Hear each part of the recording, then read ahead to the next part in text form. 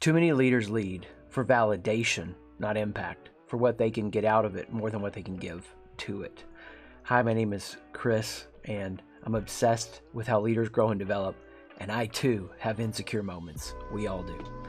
Glad you're here with me now on the Sight Shift podcast so you can learn how to lead for impact, not validation. Welcome to part 9 of this 10-part series, Leadership is Easy, Except for the People.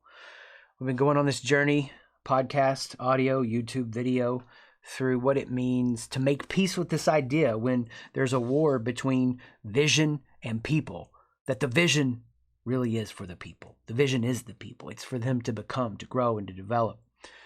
And what happens as we look at this heart shift that we've been talking about, and you don't have to hear any of the other episodes to get a lot of value out of this one, this heart shift, when you commit to your team, when you become team-centric, we find that this last piece is messed up by so many organizations, so many companies. Here's what happens. The institution, the organization, the company, whatever, this applies to also governments and everything, ends up becoming something that serves itself rather than the people. So the company then has to make people in the company's image. The institution has to tell people who to become so that the institution can stay propped up, so that the company can stay propped up. A courageous leader will go through a horizon shift, like we talked about, a head shift, and a heart shift. They'll become team-centric, and they will be caring about, yes, advancing the organization or the institution. It'd be stupid not to, but they also care about the people. They live in the dramatic tension of these two paradoxes. Now, I love talking about this. This is going to be a big bite for you to grab a hold of in your leadership journey because it will affect how you see everything else. Most of what you're doing in leadership, when there is not a clear, simple answer, which is why you have a job and why you are necessary, is because there's two truths, there's two realities. I mean, the number of times I'm saying this is true and this is true, and here's how we need to integrate this or synthesize this, or what are your best thoughts on how we integrate or synthesize this? This function of leadership at its highest level is exactly why you have a team. It's exactly why you're a company founder, owner, CEO. It's exactly why that institution exists. It's exactly why this organization exists. We have to further the mission and we have to further the people. And those at times will feel and seem in conflict. That's the real world. Anybody who tells you that they are not in conflict is lying. And anyone who tries to pick one of those ideas is ideologically committed and serving those ideas, rather than understanding the tension of these opposites produce the opportunity for us to grow and develop as leaders. Wisdom is learning to find what is the next right step when there are two opposing ideas, when there's two paradoxical realities, and you'll face this. I mean, this is like a big idea to chomp your teeth into. You will face this reality continually. What furthers the organization, what furthers the people. When these ideas are in conflict, when what furthers the organization and furthers the people, when that's not an easy decision, that's the stuff of leadership. That's why you're in the position you're in. That's why you're here, because what you're trying to do is integrate and synthesize these. That's what a heart shift is. A heart shift is a commitment to the people. It's being team-centric, and it's understanding we have to try to balance the best we can, doing what's best for the individual and best for the whole. And this is the messy stuff of leadership. If you were to talk to anybody who tries to take you away from wrestling with these moments, overly simplifying them and dumbing them down, they are shortcutting you of exactly what this messy challenge you're facing right now. I want you to think of any situation you're facing right now that has you struggling, that you're wondering, that you're fighting with it, that you're trying to figure it out, that you're wrestling it down. And yes, it could be a strategic issue, but I want you to think about the relational component of that strategic issue.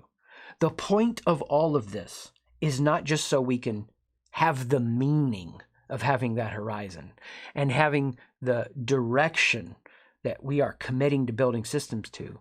It's so that we can have the very fruit of all of this work, which is enjoying relationships. I've encouraged you to think about it like a tree in some ways. There's the root system, which is the horizon, what you're captured by, the trunk, the head. The point of all of this the head shift, the point of all this is the fruit of the tree. I don't care if I have an orange root. I don't care if I have an orange tree trunk. I want the fruit of the tree, which is the orange. I want the fruit of the relationships. I want the overflow of all that I've invested to manifest itself into a place of the transforming power of knowing and being known. These are not just high and lofty ideals. This is the street level of how leaders are built and made and grown and developed. And we need to have a horizon of them becoming these kinds of leaders who build leaders, you too. And we need to have a system for how to get there. That's the head shift, but it's the heart shift that all this comes into play. Because isn't that what all this is for? I mean, too many leaders lead like the dad who takes his family on vacation and is so stressed out to accomplish everything on the checklist that they never actually enjoy the whole point of building memories together, being on the vacation. Are you going to be on your deathbed looking back at life, and this is the intensity and reality of this, and going, man, I'm so sad for all the times that we as a team enjoyed the moment? No, you're going to build these memories into who you are, these experiences. These are the stuff and quality of life.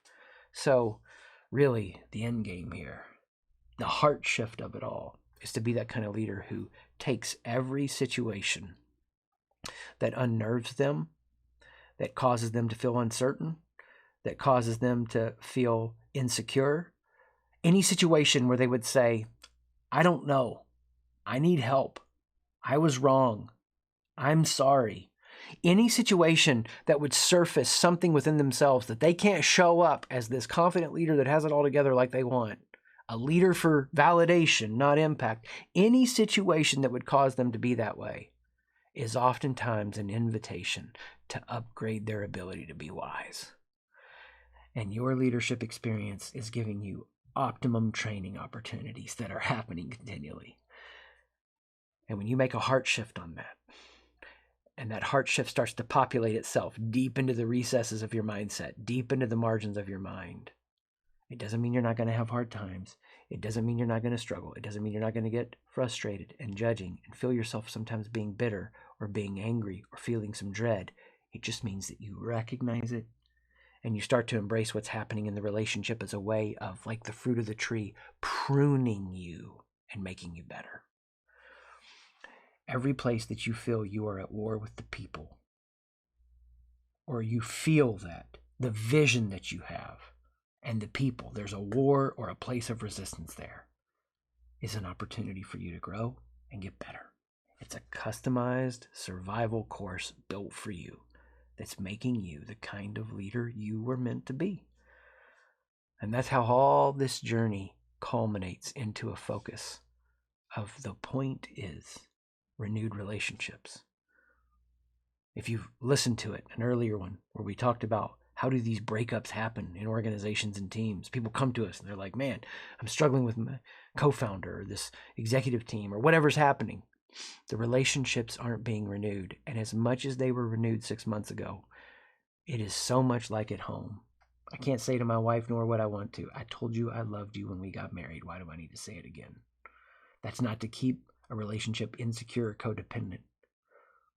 It's that, what if the basis of all this is to take us to a place that we can return love for hate, that we can have the insecurity transformed within us to be the kind of secure leaders who bring engagement, even when it's hard, into the mission.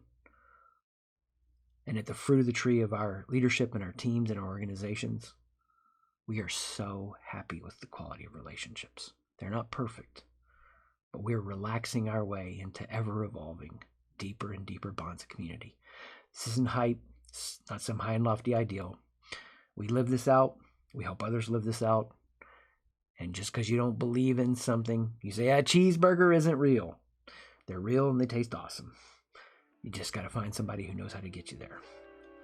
More at SightShift, SIGHT shift.com. Thanks for joining me on this episode. There's always more for you at SightShift, SIGHT shift.com to be the leader you were meant to be.